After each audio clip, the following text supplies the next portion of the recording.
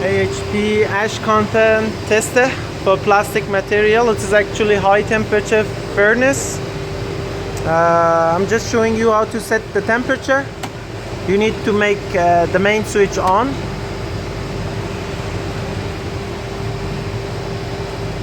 Yeah, you can easily set the temperature as I'm showing. Yeah, press this key to temp, just blinking.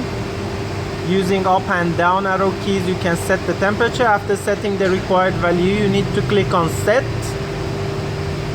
Yeah, then that's all.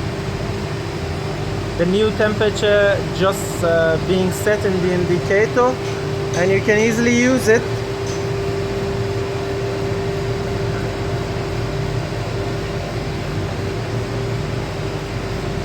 Yeah, ceramic crucibles, grippers,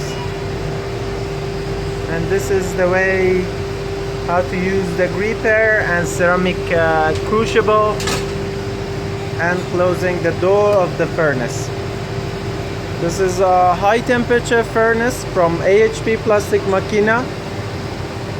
You can use it up to 1200 degrees centigrade or maybe 1100 degrees centigrade, and the capacity of inside chamber is something about 2.5 liter. Thank you for your note.